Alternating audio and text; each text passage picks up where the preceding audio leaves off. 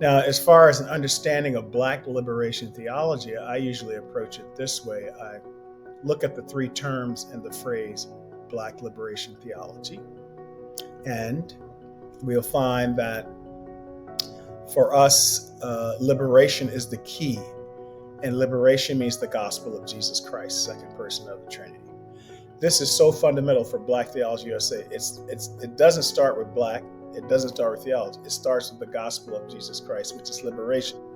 So the struggle is on a biblical level. The struggle is on a theological level. The struggle is on a faith level. The struggle is on a discipleship level. That's the key to Black liberation theology. Dynamic biblical discussions with special guests exploring tough biblical issues, academic scholarship, ethics, archaeology, textual criticism, Old Testament, New Testament, Bible interpretation, apocalyptic literature, Christian history, ancient Near East cultures. You're tuned in to Conversations with Pastor Cliff on Puluso Ministries. Good day, everybody. Welcome back to another episode on Conversations with Pastor Cliff. Today I have a wonderful guest, and his name is Professor Dwight Hopkins, and he's from all the way from Chicago in the United States. Professor Hopkins, welcome to Puluso Ministries on Conversations with Pastor Cliff. Thank you. It's good to be here, Pastor Cliff, and to finally be in conversation with you and all your followers. It's a pleasure and a privilege. Thank you very much. I know, I've been looking forward to having this conversation with you. And I know it's something that is close to my heart on, Black liberation theology. And I would like us to touch on that. But perhaps before we, jump right into it, I would like you to, introduce yourself to our audience as to who you are, a bit of background, and also what has gotten you into the type of work that you are doing and what has kept you going to this day. Yes, definitely important to talk about the history. I'm actually born in Richmond, Virginia, which is the southern part of the United States. And I was part of the last phase of legal segregation, not quite apartheid, but I do remember signs saying, no coloreds, no dogs. And there, we couldn't swim in certain parts of lakes and oceans. We couldn't fish in certain parts. We couldn't shop downtown except for the designated hours for colored Americans. And of course, there were challenges in terms of education, jobs, healthcare, those types of things. I was actually born in the St. Philip's Colored Hospital. The whole hospital was segregated. So I experienced the last part of legal segregation in the United States. And so I've always had a fondness for all of Southern Africa because, as we know, apartheid started up on the West Coast and came down, and South Africa was the last bastion of fighting against apartheid and for liberation of people. So do have a history, an experiential history in the United States with legal terms of racial separation and not quite apartheid, but a somewhat racial apartheid. Came out of the South, and my father wanted me to have a better education. So he sent me to a school in Massachusetts. Spent 5 years there. It was a boarding school. So those of you who have the British system, it's the second through the sixth form. Most Americans have no idea what that is. And then I went on to college in Boston. So spent 9 years in New England, sort of northern USA. And then I went to Harlem, New York to be a community organizer. And just for a year before going to graduate school, but that 1 year turned into 5. And that direct experience of living with the poor in really dilapidated, rat infested, no heat, no air conditioning, elevators broken, just the intensity of urban America back in the late 70s, early 80s had a deep impression on me, which in fact led me to graduate school in theology and education. After 5 years, I then went to Union Theological Seminary in New York because I read an article written by James H. Cone and decided to go talk to him during the summer.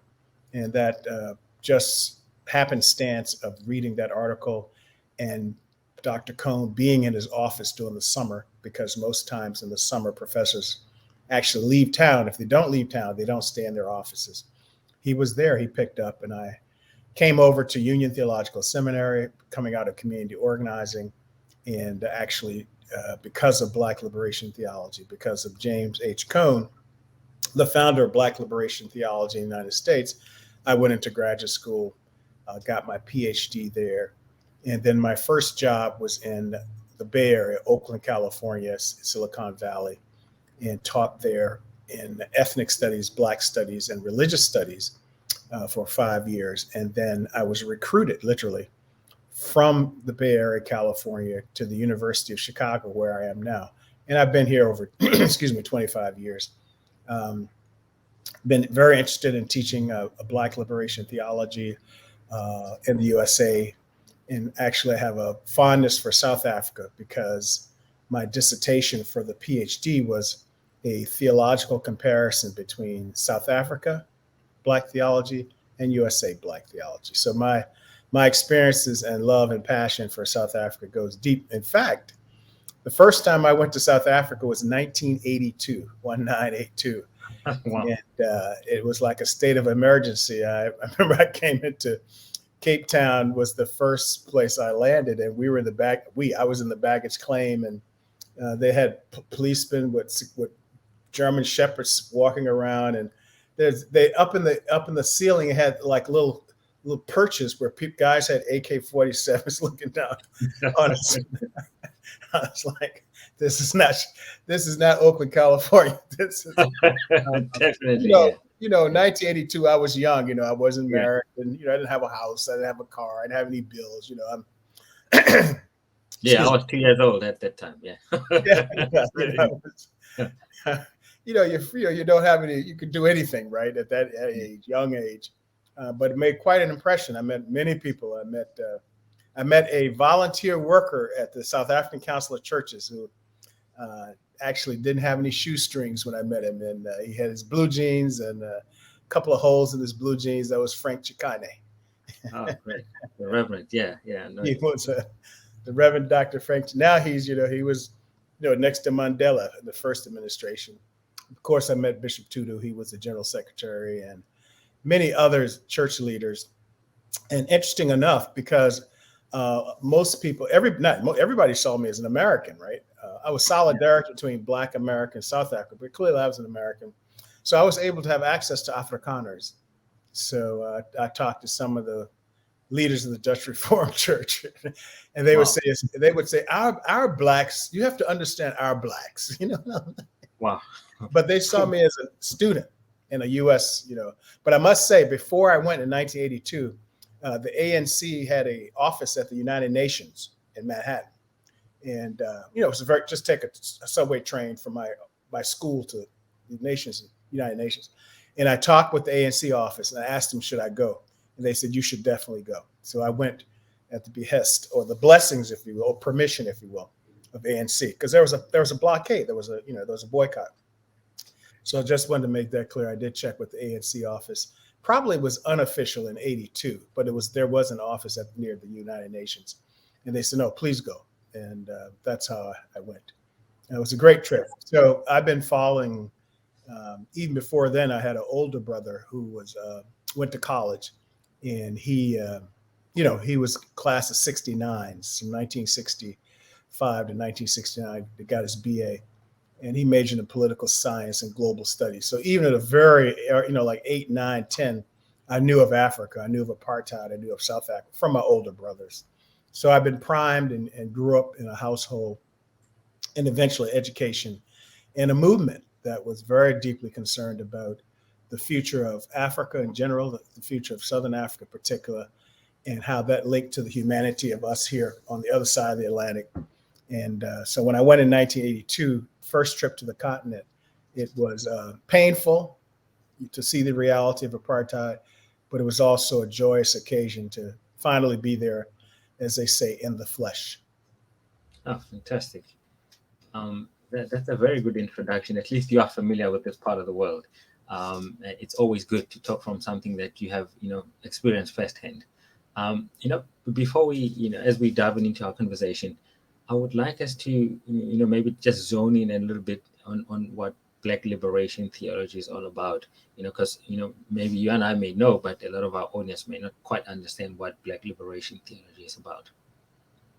Black liberation theology can be approached from different perspectives.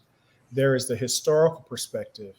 And in March of 1969 March, James Cone published his first book, Black Theology and Black Power. That's the first book published on Black liberation theology. It's the first book published on liberation theology. So that's the academic or the book or the public face of Black liberation theology.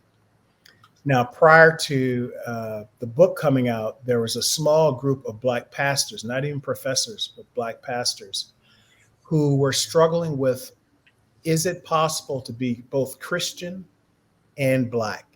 Can you be a Black Christian? You have to understand that in the 1950s and up to the mid 1960s in the United States, most people of African descent were called, we called ourselves Negroes and not Black.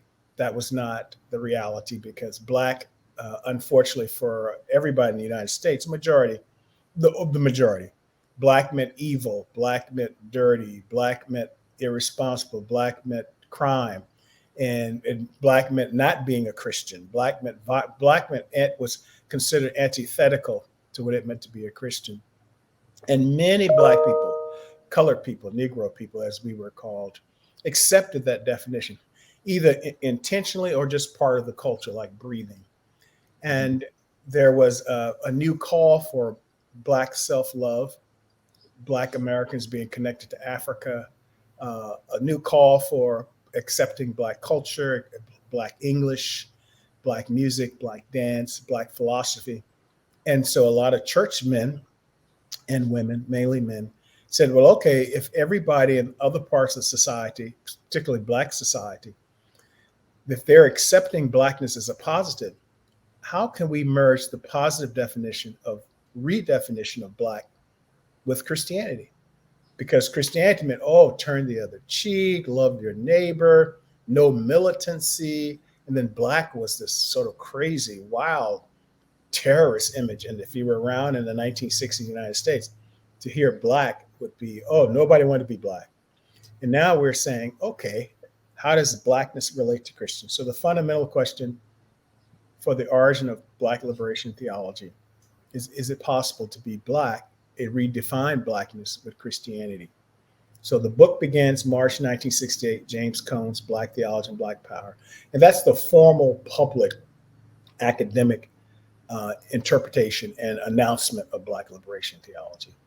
And then before Cone in the mid 60s, pastors, not professors, Black liberation theology grew out of churches, Black churches, not the academy. You have these pastors trying to understand, is it possible to be both Black and Christian? And that's the organic below movement struggling with the question of Blackness and Christianity. Historical context, publication of the book, and the origin of Black liberation theology from Black pastors and Black churches. Now, as far as an understanding of Black liberation theology, I usually approach it this way. I look at the three terms in the phrase Black liberation theology, and we'll find that for us, liberation is the key, and liberation means the gospel of Jesus Christ, second person of the Trinity. This is so fundamental for Black Theology USA. It doesn't start with Black. It doesn't start with theology. It starts with the gospel of Jesus Christ, which is liberation. Mm-hmm. So the struggle is on a biblical level. The struggle is on a theological level. The struggle is on a faith level. The struggle is on a discipleship level. That's the key to Black liberation theology. And so the gospel of good news is liberation for the poor. So that's the liberation part of Black liberation theology. And that definition of liberation as the essential gospel of Jesus Christ is based on the biblical interpretation, many passages, but usually, particularly first generation Black liberation theologians of the 60s said we find the definition of liberation in the book of Exodus 3, where Yahweh hears the cries of ancient Hebrews who were physically enslaved. They weren't metaphysically or hocus pocus. They were literally enslaved.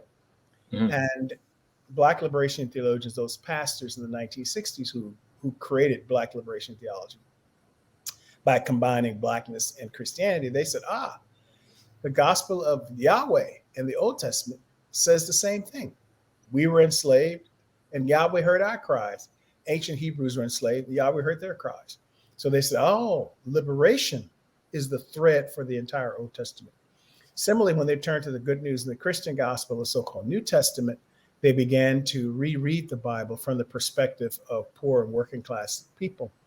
And they discovered or rediscovered other passages, such as Luke chapter 4, verses 16 and following, where many of them, those first generation black pastors, they said, my goodness, this is the first and maybe the only time, at least the clearest time in the Bible, Luke chapter 4, verses 16 and following, where God announces God's purpose on earth.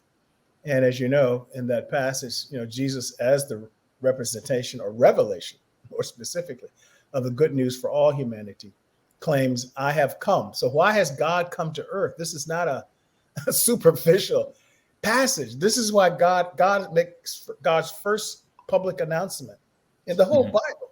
Here, why I have come. So if one is a Christian or anybody's interested in good news, they want to know where this is the first proclamation. It's not the state of the nation. This is the state of history, the state of the cosmos speech by God. And Jesus representing God as the second person of the Trinity. I have come to help the poor. I have come to liberate the oppressed. I have come to proclaim the year of Jubilee, which is every 7 years or so, when slaves are freed, and land is returned to the people. My goodness, isn't this liberation good news? And there are other passages, there's Mary's Magnificat in Luke 1, where she talks about God has put down the arrogant and made them low. But the other thing they drew from was Matthew 25, verses 31 and following, which many of us know as the sheep and the goat parable. And actually, if we think about it, this is the place in the Bible where Jesus brings together all nations, not just Christians, but it says all people.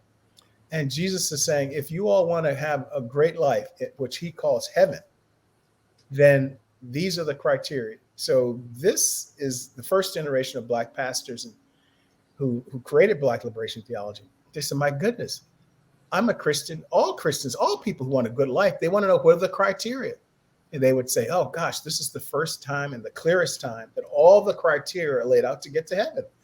Now, as a follower of Jesus Christ, I want to get to heaven because everybody's called to eventually have that great life.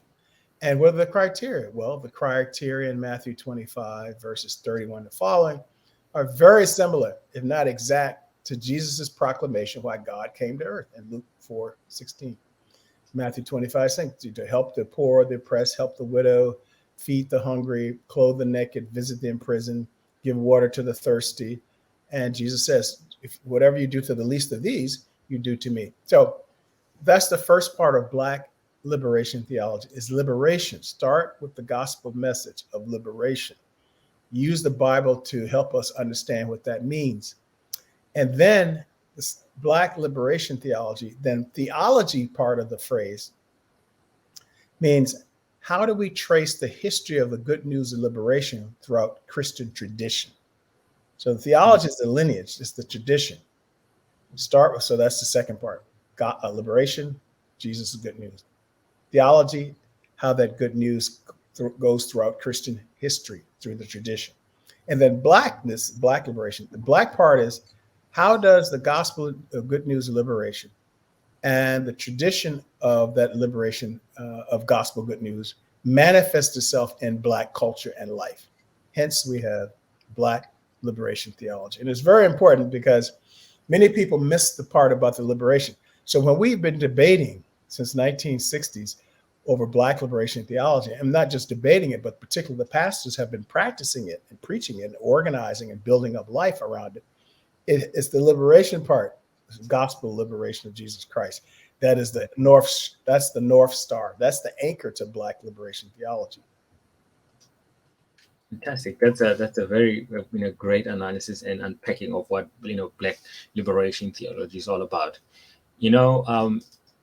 when one looks back, you would know, of course, that Black liberation theology has received some pushbacks from people who are maybe coming from Orthodox Christianity, particularly from Eurocentric Christianity, ways of viewing God, and they've often accused it as Marxism, in terms of analyzing the social issues, and also they have deemed it to be highly political.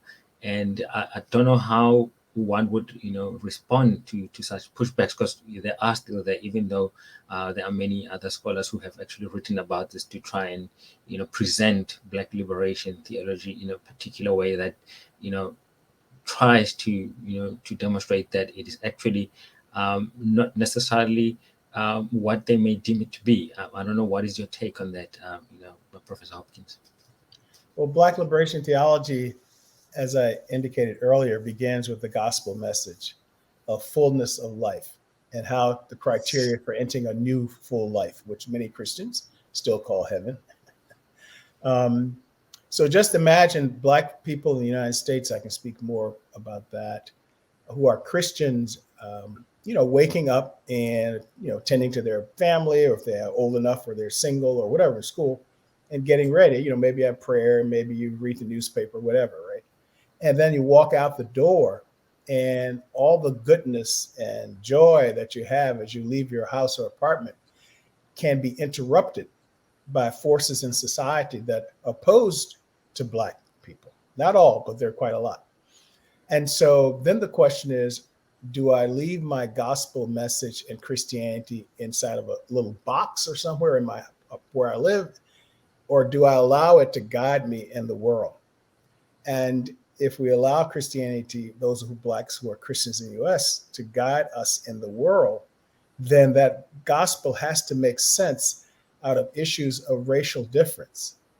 It has to make sense out of why many people have airplanes and boats, which, that's what they're called to do. That's what they're called to do. In contrast to, millions of people in the US, particularly African Americans, who are still struggling to have food and water, clothing, or particularly proper health care for their families or for themselves, or proper clothing, or investment in long-term education, or start a business in the local community, like a little small shop for women or something. And so these are the issues that confront people who bring their Christianity into society. Christianity has an answer for that. And that answer is that liberation. That is, liberation should be practiced and preached in all societies, all parts of societies, every day, every second. It doesn't mean one has to be in a militant posture 24 hours, 7 days a week. But it does say that one has to bring and be fortified by the Christian gospel in society. That's all it's saying. No one starts off with a machete and a Marxism or anything like that. That might be some other countries or some other universe. But Black liberation theology, we have to remember, began in the Black churches. These were primarily men, because women weren't allowed to preach. In fact, many couldn't even put their foot in 1966, put their foot in the pulpit, let alone preach. And these pastors were trying to figure out, how do I deliver food? How do I get education? How do I get scholarships? How do I get jobs? How to provide small business in the ghetto? All these things were practical pastoral work things.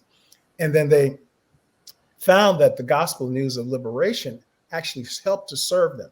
So we just want to say how people wake up every morning and go out into the world. And then do they leave their Christianity behind, or do they take the Christianity with them? And if they take the Christianity with them, Christianity can make analysis of society. It's not a hocus pocus. Christianity is deep. Oh my goodness, there's 66 books of the Protestant Bible. Many hundreds of stories and parables and human nature and psychology and economics and love and death and adultery, all kinds of, it's so, that book is rich, it really is. It's good for preaching too, in Black church. So people were just trying to figure out how the Bible could help them in their everyday living. Now, the other part about the political or cultural nature of Black liberation theology comes from the fact that as we bring as we bring Christianity into society to deal with all these everyday pastoral issues, we run into political challenges. We run into sociological challenges. We run into all kinds of economic challenges.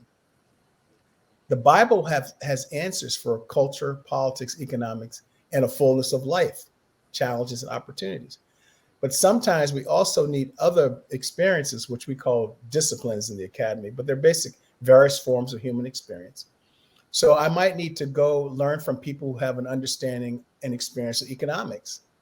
I might have to go and deal with people who have experience and understanding of psychology or psychiatry. I might have to go find experience from people who know how to deal with domestic violence, which is one of the silent killers in the Black community, not just in America. Which that's counseling. I might have to go deal with someone who understands political power, or somebody who has experience protesting in the streets or boycotting. It's all these different experiences that the Christian gospel helps sheds light on outside of one's house into society. But then we need more experiences to zero in on each challenge, whether it's an economic challenge, etc. The question of Marxism actually came up more explicitly in Latin American theology, Latin American's liberation theology. They were the ones of all the global liberation theologies from Africa, Asia, Latin America, the Caribbean, and the Pacific Islands. The liberation theology was all over the world and Western Europe. But of all those regions around the world, the Latin American pastors and academics felt for their location, for their local Latin American, South American, Central American location, that Marxism was appropriate to help them in their struggle for the kingdom or kingdom of Jesus Christ. We can talk more about Latin American and their use of Marxism. There were some Black liberation theologians in the United States who felt that Marxism, certain parts of Marx's analysis on class and wealth and economics, business, jobs, those types of things, political economy, felt that there were some insights from Marx and Engels that would help them understand how to apply the gospel in terms of class and wealth and things like that. And so that was the introduction of parts of Marxism at one point, probably in the early 1980s to mid 1980s is where you get some study of Marxism by certain forms of Black liberation theologians. But to my knowledge and my read of history in the US and from my own experience going to Union Seminary, where, the father of Black liberation theology was there and others as well, that the gospel was the primary headlight or North Star as it drew on political economy, as it drew on insights from Marx and things like that. Marx, as Black liberation theologians began to look at it in the late 70s to mid 80s, was to try to understand how is it possible that so many Black people who were working people and poor, how were they stuck in those positions since slavery? And, Marx offered a whole question of, if you work, you should have some ownership of the company where you work. If you don't have health care, there are enough resources in society for the rich too. They're going to have it, at least at that point, but it's enough resources for poor people to have good health care, education for themselves, for their children, safe places to live, jobs, small businesses, and livelihood, vacation. People have to have some vacation. Even young people need a vacation. But basically, Marx was saying, or as some of those Black liberation theologians read Marx in the late 70s to mid 80s, was saying, class analysis can help us here. And one of the theoreticians in history who has written a great deal on class, poverty and wealth, and difference between who has power, who doesn't have it, how do you get it, how do you get rid of it, et cetera, how do you redistribute it. One of the theoreticians who had written a lot on that was Marx, and also his intellectual partner, Engels. So that's more or less the history of Marxism and liberation theology, Black liberation theology USA. And we must admit, too, that there are many quite a number, not outsized number, but quite a significant number in the 1970s and 1980s of white pastors and white professors who were Christian Marxists.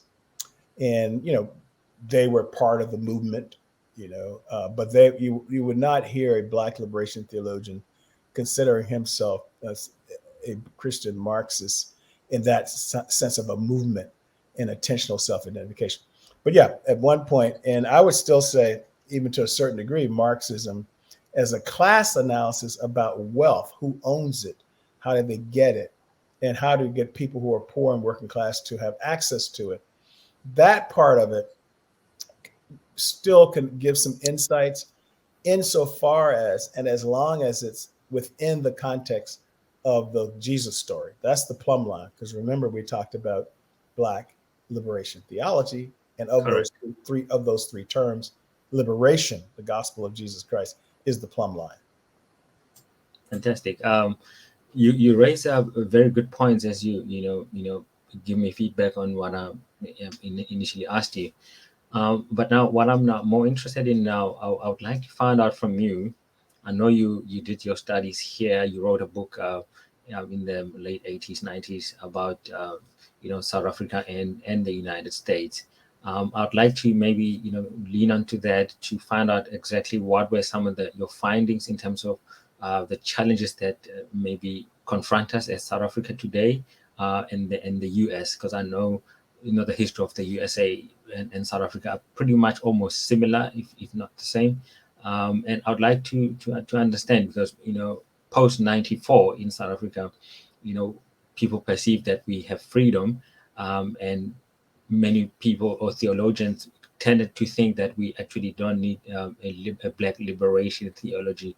I don't know what is your take on that, but I'm of the view that we still need it. If you look at the demographics of South Africa and economic status of many of our people, we have poverty, we have inequality. South Africa is regarded as one of the most unequal countries in the world, and we have political oppression, and we have economic exploitation. So I don't know, what is your view on that, and perhaps the way forward when you look at the situation in the US and the situation here currently in South Africa. Well, when I published my dissertation, which was called Black Theology, USA, South Africa, Politics, Culture, Liberation, I was doing a comparison of the two countries, as you mentioned. This was before post-apartheid. It was actually, still apartheid when I went there. And it was also on the United States side, on this side of the Atlantic, an intense period of racial asymmetry, to put it mildly. So there are some parallels there. And what I've discovered in the book and the research was that both countries had at least two trends within the Christian movement, primarily, although there was some attention to African indigenous religions, which I can talk about.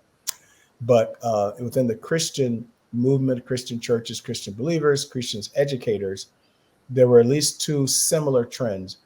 Within Black liberation theology in the United States, there was a trend consisting of politics, and another trend emphasizing culture. And I saw a similar trend, two trends in South Africa, one emphasizing politics, one emphasizing culture. Of course, in the real world, those overlap. So it's more emphasis of the two. On the US side, the trend of Black liberation theologians towards politics were concerned more about issues of politics, economics, sort of state power. And then you had others within the Black Liberation Theology USA who lean more toward culture, and they were much more concerned about identity and renaming, cultural aesthetics, more appreciating the deep history and connection between Africa and the USA.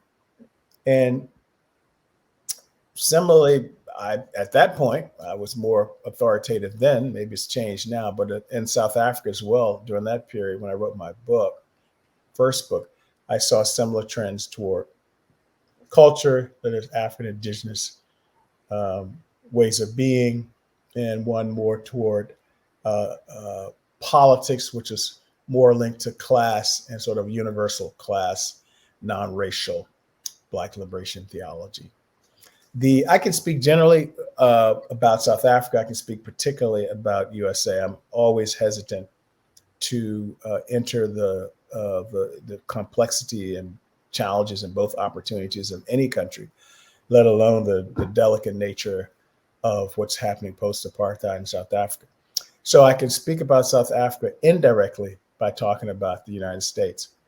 I think what happened in the 1960s here in the United States and the origin of Black Liberation Theology USA was part of that, was that many of the leaders, both political leaders, cultural leaders of the 60s, civil rights leaders, all kinds of educational, church, all kinds of leaders, emphasized the struggle against evil.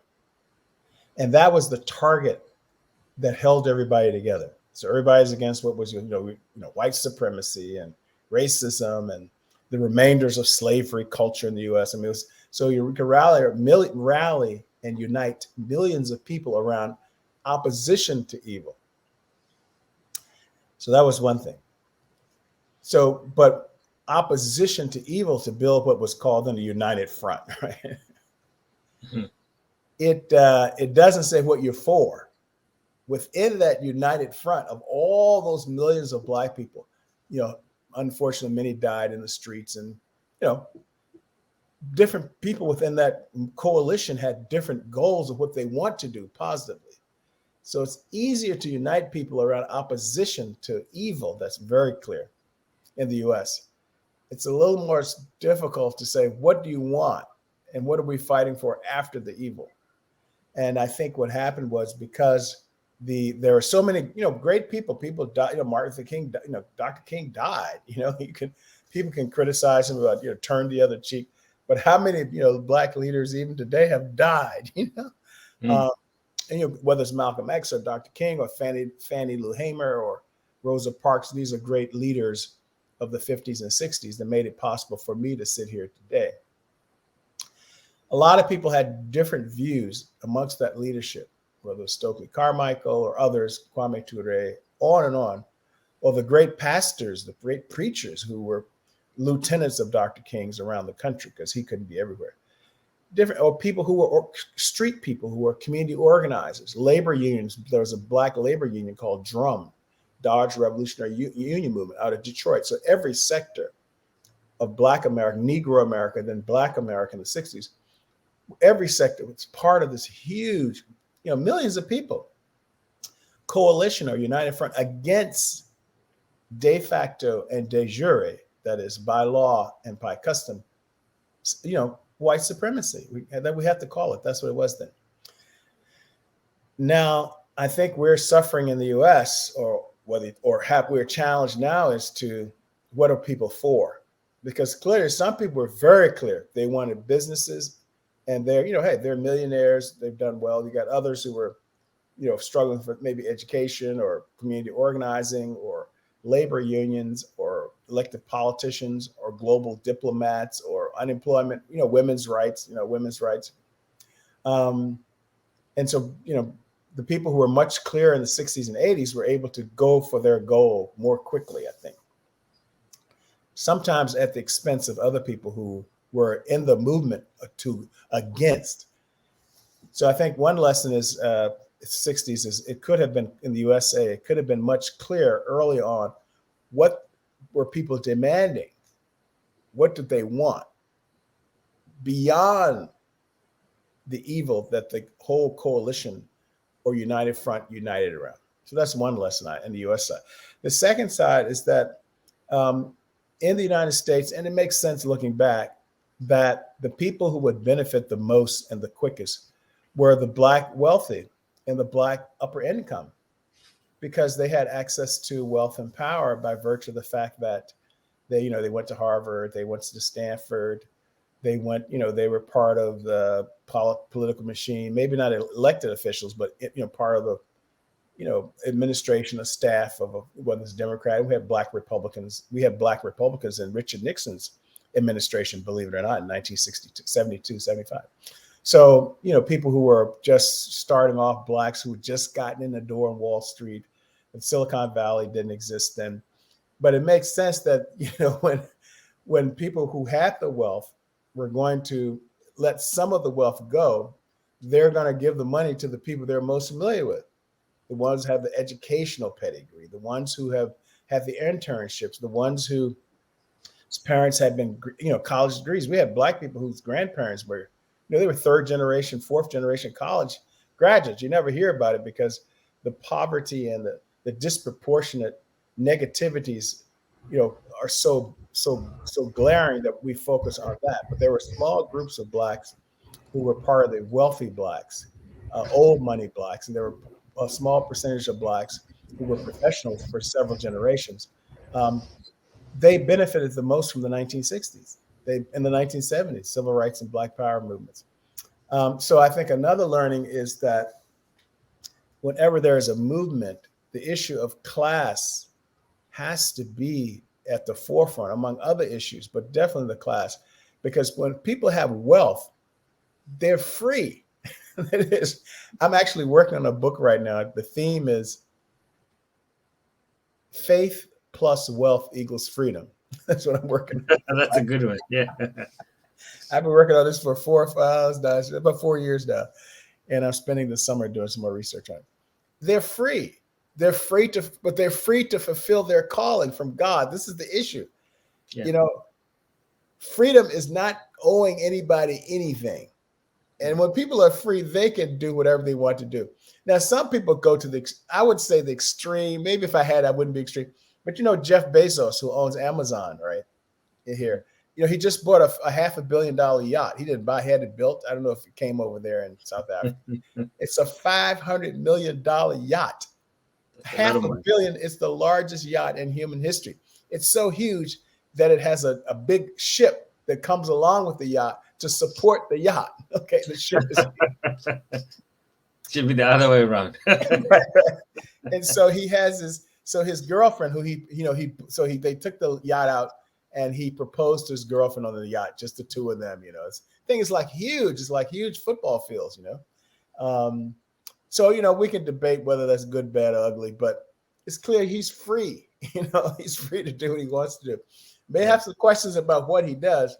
So too, there are people who may not have that amount of wealth, but I've seen them in my days of working with poor inner city Black families, in particular, but others as well, who have also been free. May not have the wealth, but they are free to fulfill their vocation. The first thing learning from the 60s on the USA side is, okay, it's important to pull together people to think about what they're against, but we also have to talk about what they're for, because that has long-term implications. And a second learning is that from the very beginning, the issue of class should have been more clear. Actually, when Black power began in the United States, it literally began on June 16th, 1966 in Mississippi. That's the date and location of Black power. And the original definition of Black power in the United States was that wherever working class and Black people worked, they should own the land that they worked on. You have to remember that in the 60s, the United States was still very rural. It wasn't, Wall Street, Silicon Valley, and all this technology. It was throughout the whole, very rural, even in urban areas, rural, very rural. Maybe not like some of the developing countries rural, but for us, it's very rural. Even, some highways hadn't been built. There was no such thing as a mall, MALL. We didn't have malls. We didn't have a highway. Some places didn't even have sidewalks in urban areas. So the issue of Black workers and Black rural peasants didn't use that language, but that they existed. So the two parts of the original definition of Black power, June 16th, 1966, is first of all, wherever Black working class people work, they should own the land. The second part of the original Black power movement was wherever Black people are the majority population, they should have the majority political offices. Those were the two grassroots, on the ground Black power. Because you have to remember, Black power came out of movements in Mississippi. It didn't come out of the universities or the churches or, politicians. It really didn't. It emerged out of grassroots. That's where it came from. And then, of course, academics like myself. Well, I wasn't an academic. I was I was alive. But, academics and then politicians and businesses co-opted it in the sense of taking it. And definition began to change a little bit. But if we go back and look at the original people who developed Black Power on the ground, those were the two. So what we're saying that, in fact, actually, my second point, that class and wealth issues must be at the forefront. They were at the forefront at the beginning of Black Power in 1966, but they weren't sustained. So the second point from the 60s, we have to focus on the working class and the poor. We have to do that because everybody else is going to take care of themselves. Because again, as you transition from sort of wretched conditions of economic poverty and try to move to a more abundant life, however systems you want to call it, I'm speaking in general terms, there have to be structures in place to ensure the working class and the poor benefit from the new reality. Otherwise, and again, I'm interviewing all kinds of people. So I've always been organizing it, but in rich people, they have sympathy and whatnot. They give money to charities and education, but they don't have any big moral guilt about being wealthy. It's not even part of their worldview, right? It's like, I'm going to give this off to somebody.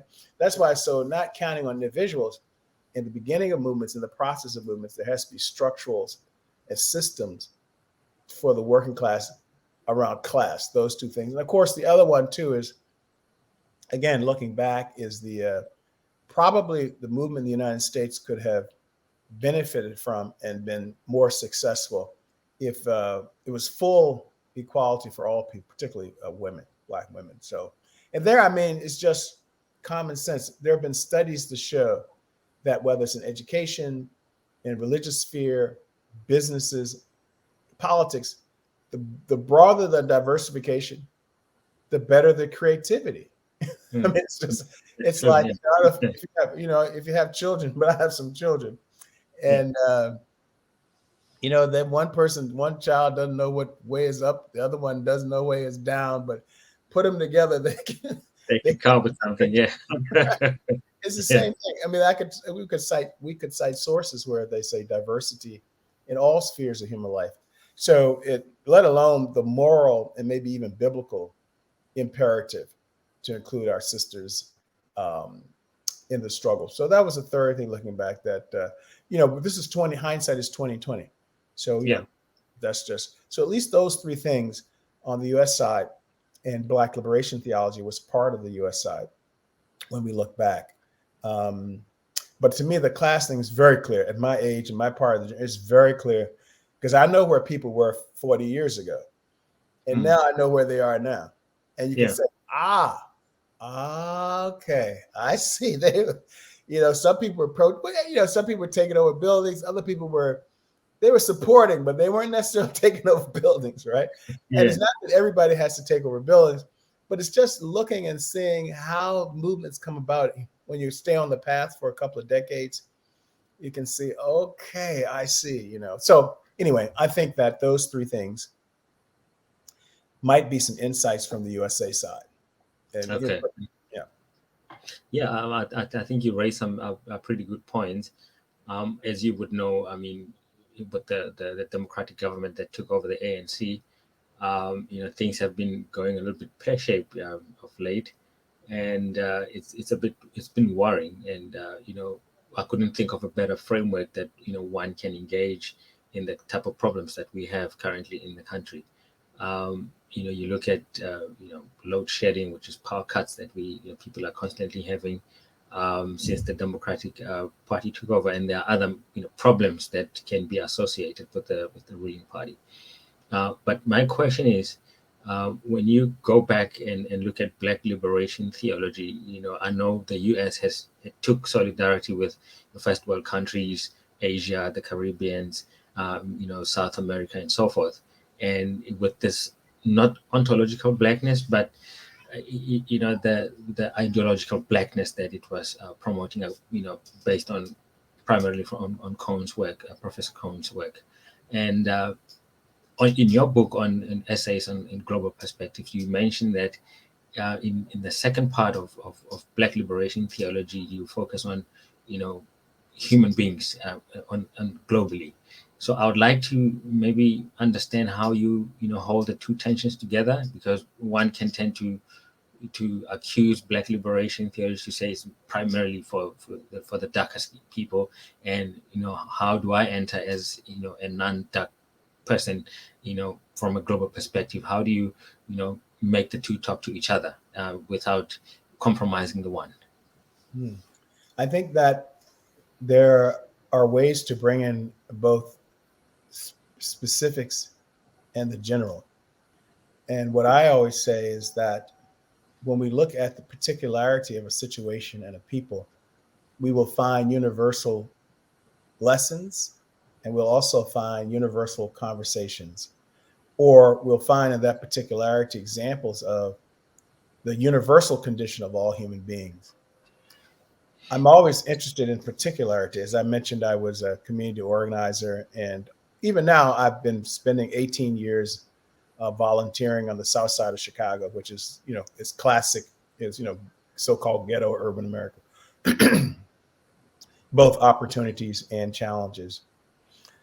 I'm always interested in particular people around particular churches or particular young people or particular movements like that. And then being with people for a while, several years, get to know people. And then what I discover, in fact, that a lot of the opportunities and challenges that particularly African-American people face, working class, poor, urban America, and rural America, because there's a lot of Black farmers as well in the US, that a lot of those questions they're dealing with are universal questions. Mhm.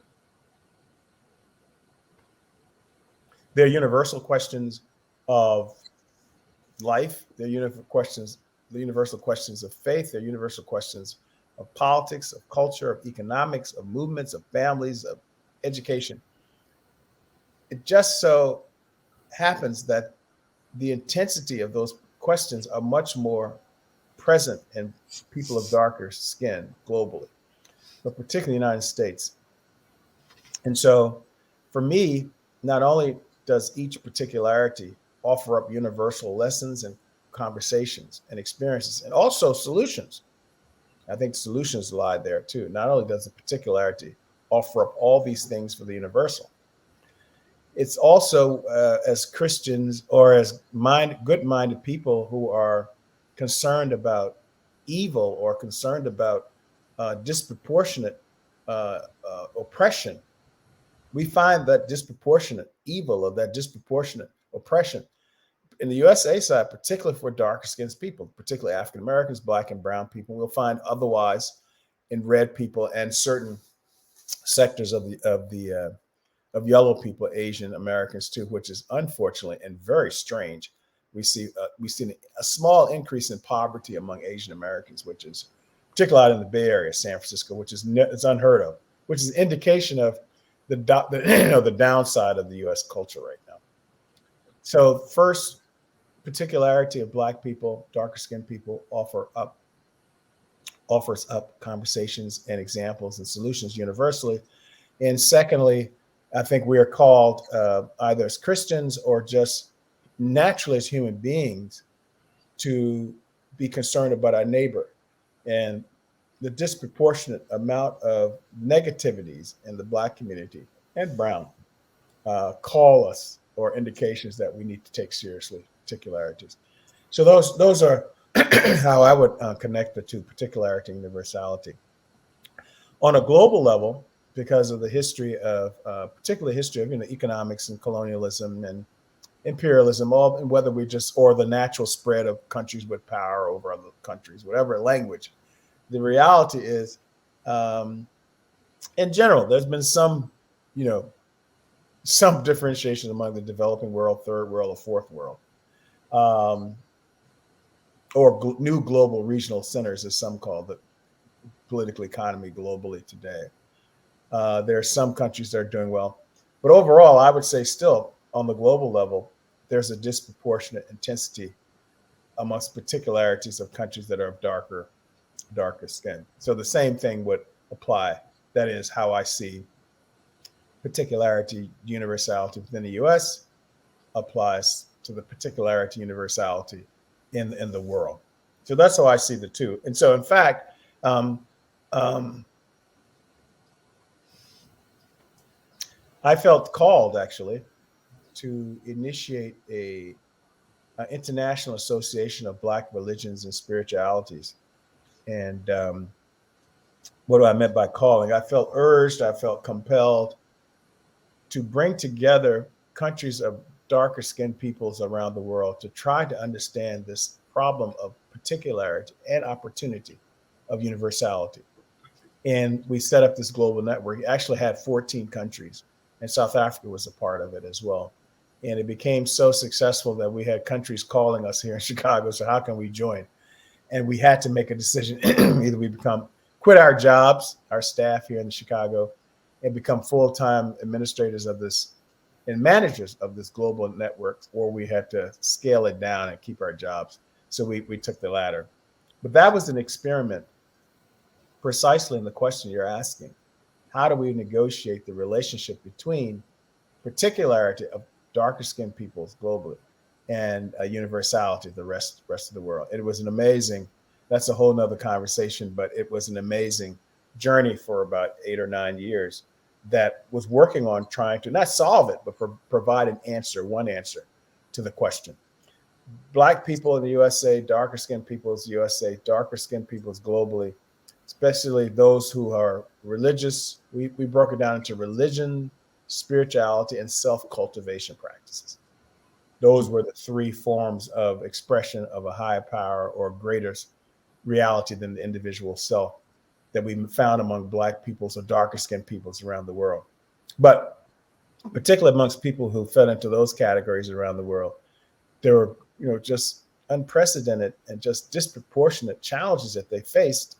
But also, the deeper the challenge, the bigger the opportunity and the solutions. It's just that the people who are in structural power, whether it's academia, universities, politics, economics, or labor union leaders, whomever, poor, they weren't going drilling deep down into the south side of Chicago, or maybe your townships or rural areas, or that's where the solutions they really are. But in order to appreciate the solutions can be found there, we have to appreciate those people are leaders and they have solutions. You take a mother. We unfortunately, in the U.S., we have, it's like, I think it's like out of every 4 households, only one woman is married. There's no husband, right? So, I mean, it's just a number. And, people have different, in the U.S., I have to be careful.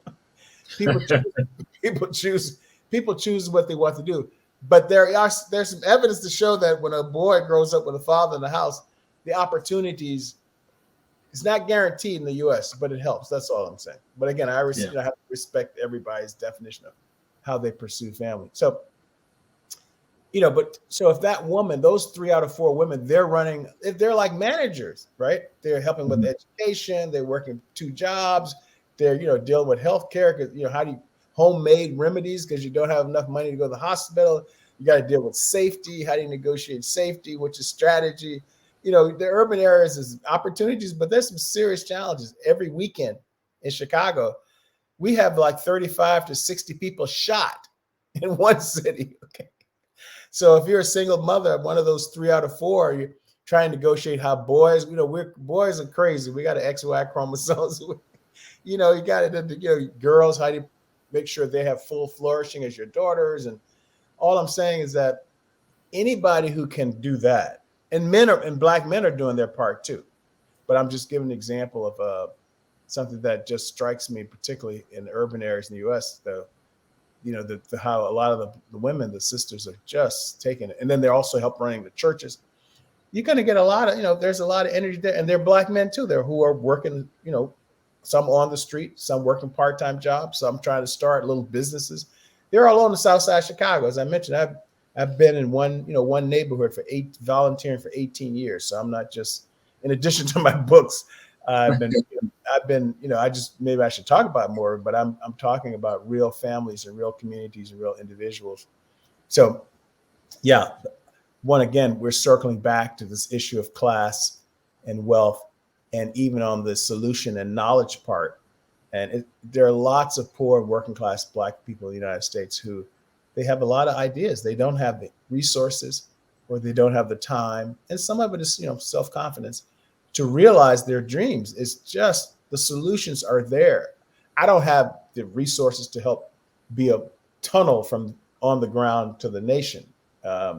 Would take probably a couple of generations, but I've seen it. I saw it when I was a community organizer, in Manhattan. I was a community organizer in Oakland, and community org. That seems too lofty.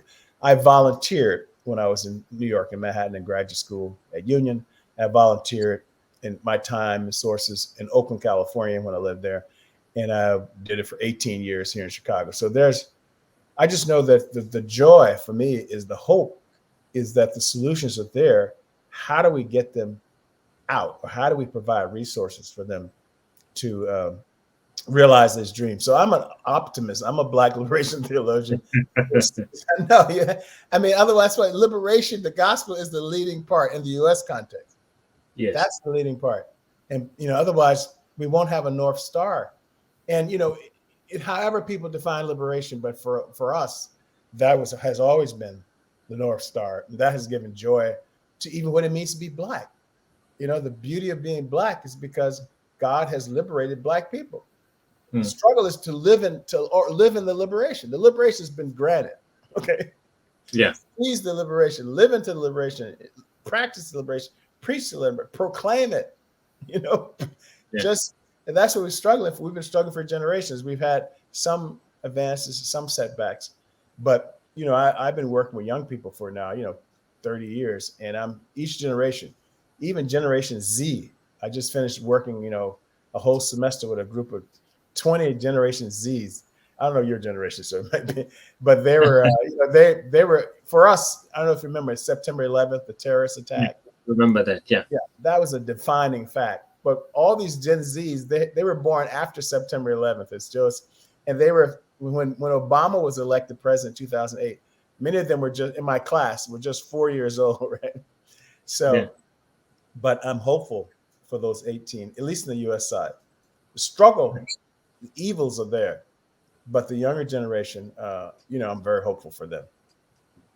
Fantastic. Tell me then, Professor Hopkins, you mentioned the younger generation. How do we now plug them into roles of leadership using the framework of Black liberation theology and also the Black church in helping alleviate some of the problems that we have in our townships or ghettos, as you'd call them in the US, and slums that human beings find themselves in, and in economic positions, political positions, to better the livelihood of our people, either locally or also globally. How do we, encourage young people to get plugged into the societies where they find themselves in different contexts to make a difference using the framework of Black liberation theology and the Black church? The framework of Black liberation theology and the Black church.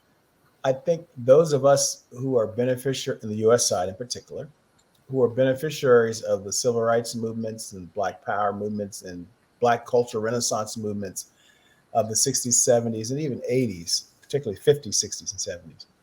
Now that we're older, we need to, first of all, remember that we used to be young. Okay. We used to be 15, 16, 17, 18, 19, 20, 21, 22. We used to be young. It's so important because I have colleagues now who are, professors or, pastors, big time preachers, or business or sports, anything, and oftentimes I know young Black people are crazy. It's as if we weren't young. We were young. And when I always remind myself, even with my children, I said, okay, right. All right. I was crazier than they are. So I turned out all right. So it's the self-recognition that we used to be young. Two, it's also a humbling part because we do have structural, not all of us, but there are some Black people, well, compared to slavery and legal segregation, we have structural power, the small Black elite. And anybody who's in a power position that's Black in the US is part of the elite, You can struggle all you want, but so those of us who are structurally part of the system and have some resources need to set up systems and structures for young people to come through the pipeline. That's so important, whether it's internships or letters of recommendation or, introductions or providing opportunities. It's so important to get them ready. So one, recognizing that we were young once. Two, setting up structures and systems that's regardless of the individual, but it's a system, and people can come through that.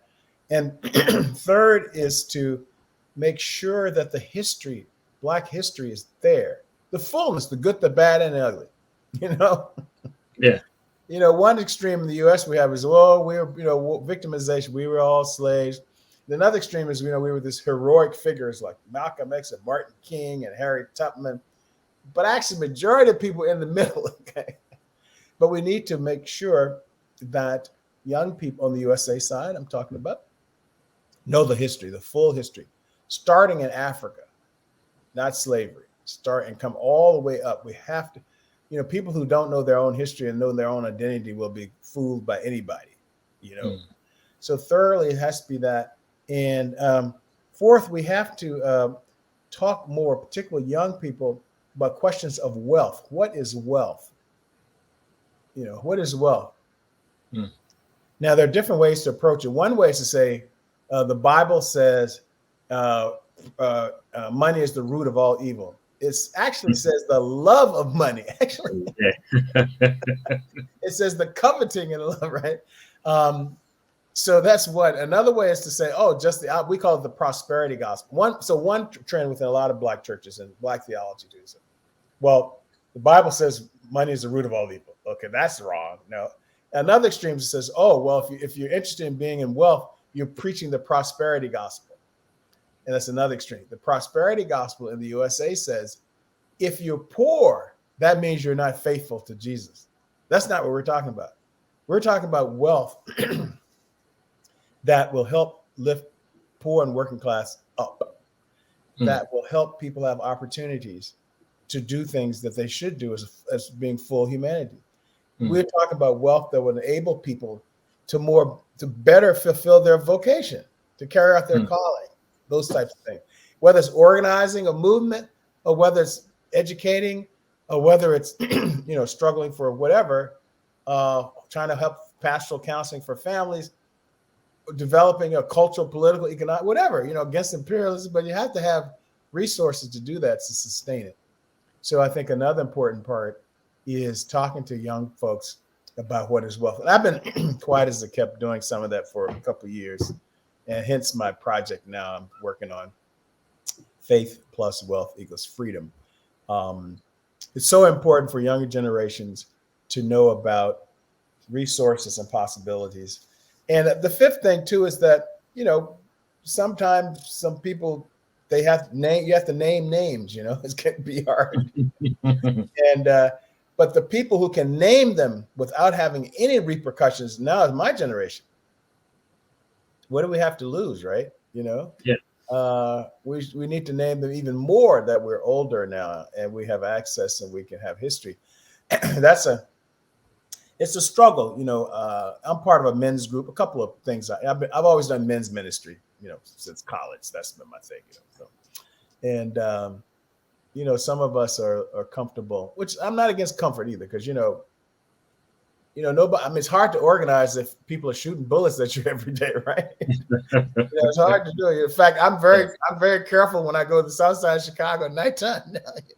That's the reality of the ground. Yeah, that's the reality. If it's not, it's not going to be in cable news, CNN, but that's the reality. People who organize one block, one neighborhood for decades. That's the reality. So I understand about comfort and things like that, but it just seems to me that those of us who have been blessed to have actually been part. I mean, I was never a Stokely Carmichael or James Cone. So I was always, a small scale student organizer or volunteering in communities and, teaching in prisons and, things like that. And, we marched and against apartheid, but I was not the leader of the marches. I was involved in things like that. So, but that's a blessing to see what struggle means and how struggle against evil and oppression. Oh, it's almost like a new life in that movement. It's just incredible to see people dedicated to fighting systems of evil and just sacrificing and hoping for themselves or the future of the country or the children. It's an amazing, I was never a national leader, but I was on a small scale, involved, whether it's handing out leaflets or standing on the picket line or writing an article or a journal. I was, going to conferences. So, I was part of the foot soldiers, I suppose. And it was just a beautiful thing to see that when some people speak out to denounce evil in movements, it can rally younger people to be involved. And it seems to me that those of us and how we want to name evil. I mean, now I see you can name evil in different ways. There's the prophetic way. It's all prophetic, but it's different nuances of the prophetic. So we have Black people running for president now. We have Black people who are doing all kinds of things. So anyway, the good news is that for them, they think they're still being prophetic, which I say, amen to them. So, Professor Hopkins, I think I've enjoyed chatting to you, and I hope our viewers at home have enjoyed watching this episode. And before I let you go, because I know you're quite a busy man, are there any projects that you are working on that our viewers can go and glean on and look at some of the stuff that you have published? Do you have any online presence in some of the work that you have done, where they can go and read up a little bit on some of the work that you have done? I certainly have been in touch with some of your work, but perhaps if you could direct them where they could go and find some resources.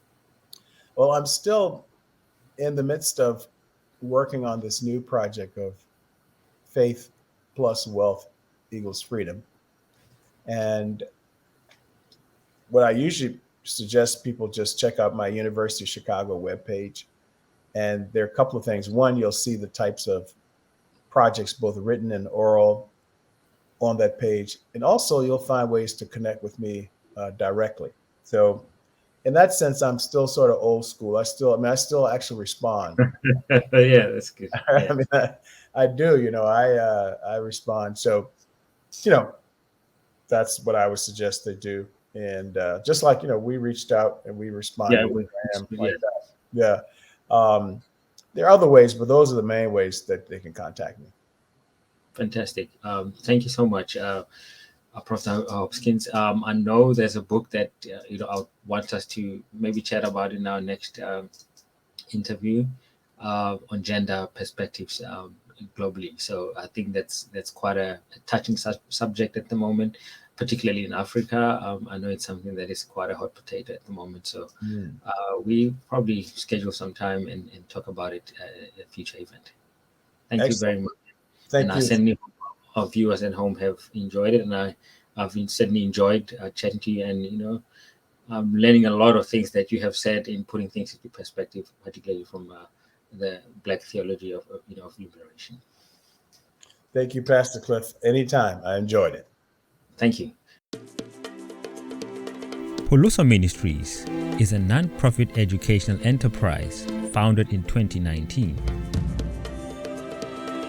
The ministry is informed by academic scholarship. At Puluso, we embrace multiple perspectives in our engagement with Scripture. We seek to provide non-Christians and Christians from all backgrounds and denominations with resources that provide an honest intellectual engagement with the Bible. We embrace multiple perspectives in fostering a more open, moderate society into the 21st century and beyond.